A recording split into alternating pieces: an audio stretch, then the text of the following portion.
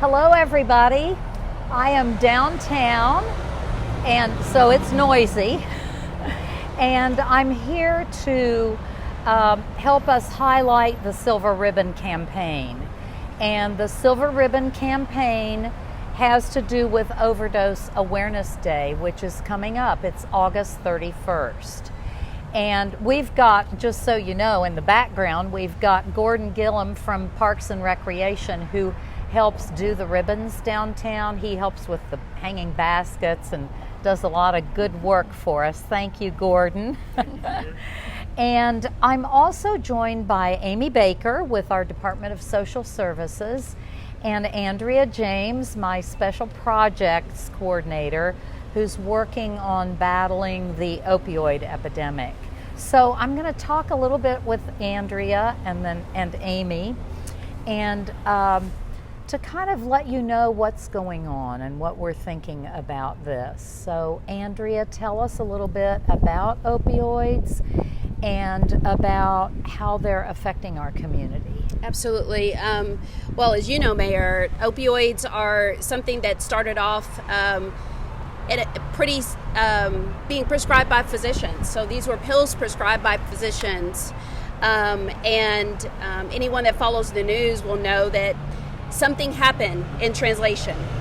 So there was some misinformation given about the addiction tendencies for anyone using opioids. That started a ball rolling that we are still feeling the impact of probably a decade or more later. So those folks that had initially been prescribed opioids, when the system realized that it was something that people become addicted to, they started lessening the number of pills that people were prescribed. That caused some people to seek out illicit drugs. And that illicit drug use led to what was already going on with illicit use of alcohol and other substances, which added to Lexington and other cities' substance use disorder epidemics that were happening. But the tough part about the opioids was the fact that they were prescribed. And then people were then seeking illicit street drugs in order to fulfill that urge that comes over you to get that same high effect that the opioids were giving. Well, and we know that it's very easy to become addicted to opioids. Easy. And we know that we have to face the substance use disorder head on. We do. So I want to ask Amy to tell a little bit about how the city is dealing with this. Sure, absolutely. Well, it's Lexington, and we have a lot of great partners in this effort. We have had a response, a growing response from our city, from our university, from our private partners, from our public partners. We have a significant problem, but we have significant resources as well. The city is an excellent partner in this battle.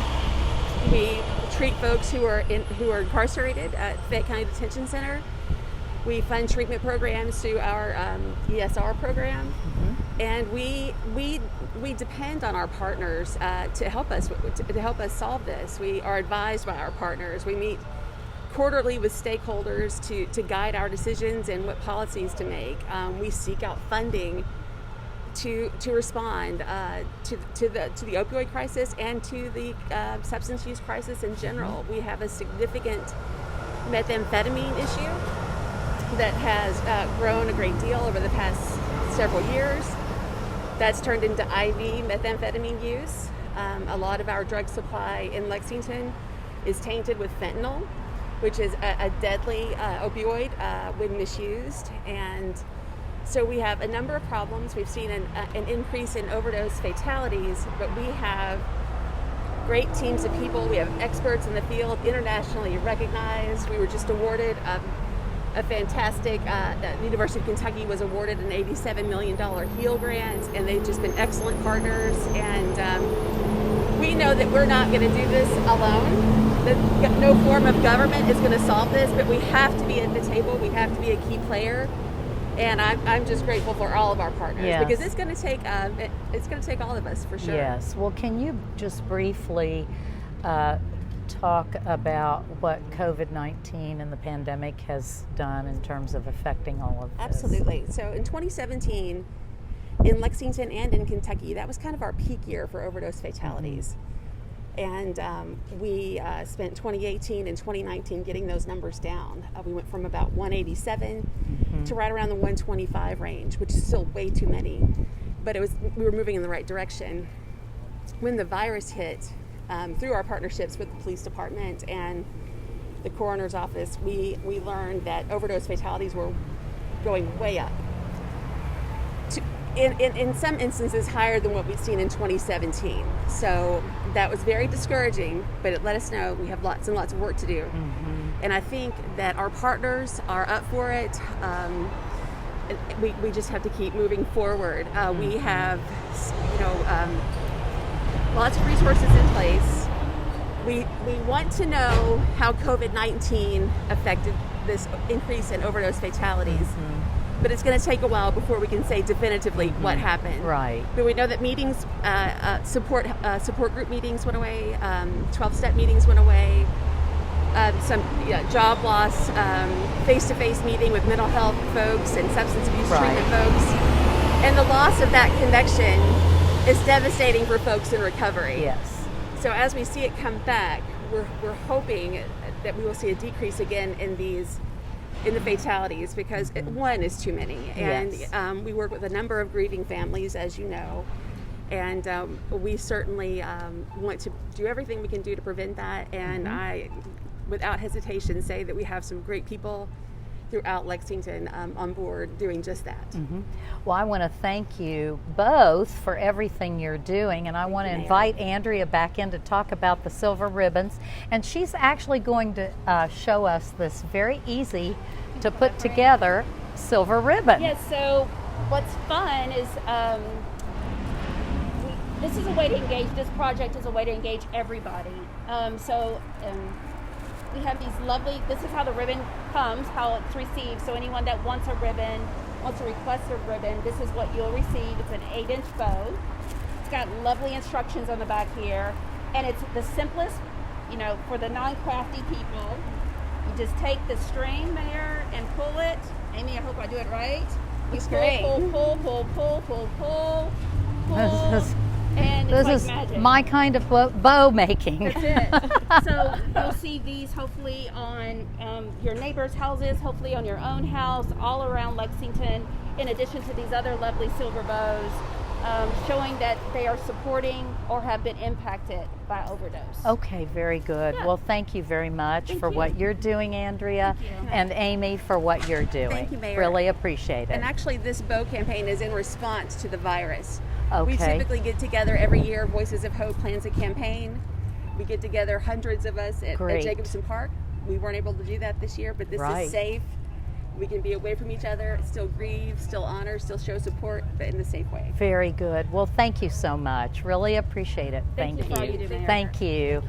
We're going to walk over here a little bit and talk about some other things that are not silver bows, but they're important items. So I'm going to just come sit on this bench, and we're still downtown, so it's noisy. And we thank Gorton too. All right. Thank you. Okay.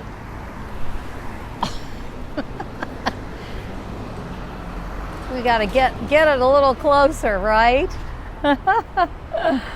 So I have a few updates. I know we talk a lot about testing, and you probably are sick of hearing it. However, we have noticed that the number of people getting tested has been dropping in the last couple weeks, and it's just a little bit of a minor discomfort to get tested. I've been tested, and we are encouraging everybody to get tested. And that is still part of the solution to tamping down this COVID-19 virus. So, of course, if you're sick, you should be tested. And if you've been around someone who's tested positive and knows they have the virus, you absolutely have to get tested. And if you're in a position where your work or your activities daily are in touch with other people face to face regularly, you need to get tested. And so our health department folks are recommending that, especially in those situations, that you get tested every 2 to 4 weeks regularly. So please don't forget that. Now let me tell you about our test sites. I'm so proud of the Mayor's mobile neighborhood testing program. It has been brought to neighborhoods all over town, and we started it when we realized that there were neighborhoods and pockets where we had disproportionately high number of cases of COVID. And so we said, what can we do better? And we said, we're going right into the neighborhoods. So this Mayor's mobile neighborhood testing program goes to different neighborhoods. It's drive up and walk up testing. And there's no cost and there's no appointment needed. So it's really visited locations all over our community, and we'll continue it as long as we need to. So let me tell you, we have been testing this way for over 25 testing days, and we've administered almost 10,000 tests. That's pretty big, and we want to thank people who've already gotten tested. So this is the final week of the mobile testing at the Learning Center, which is over at 475 Price Road.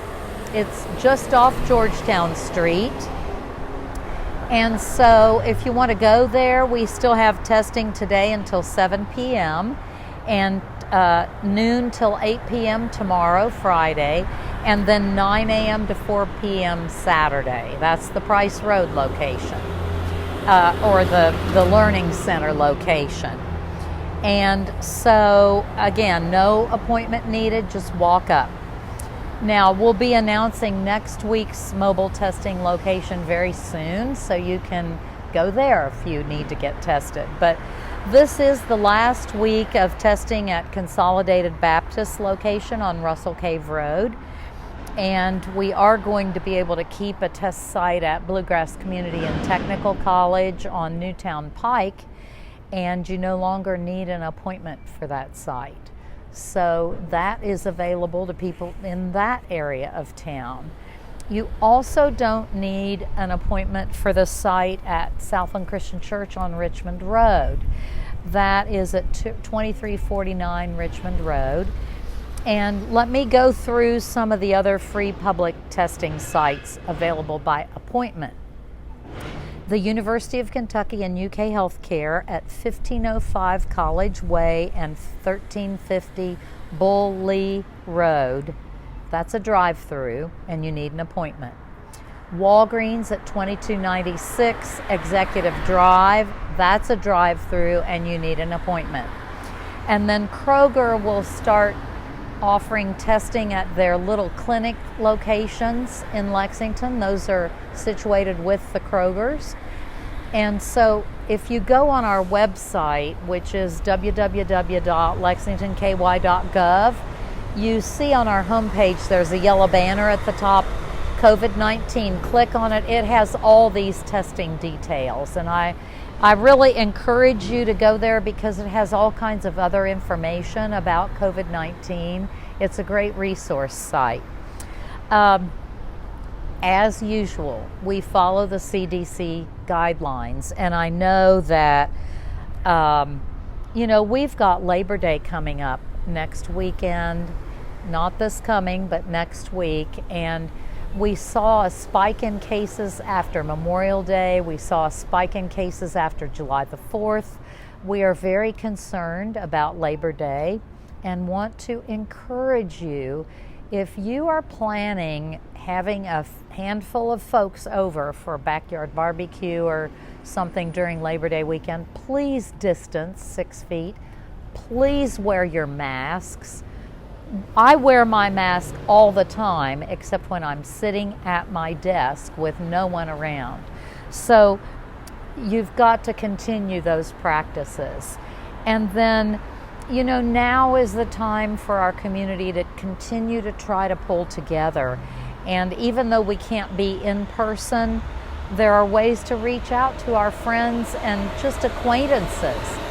Use your phone, call people, text people, interact positively, of course, through social media. It's so important to try to stay in touch because we can't be with other people so much now. So 2020 has been a doozy of a year, and whoever thought when we went into the pandemic in March that here we would be almost in September still in the same situation. So stay strong. We can do this. And, our community is a great place. We have wonderful, compassionate people. And I encourage you to follow all those guidelines, keep up the good work you're doing, and have a good, safe Labor Day weekend coming up. Thanks so much. I'll see you again.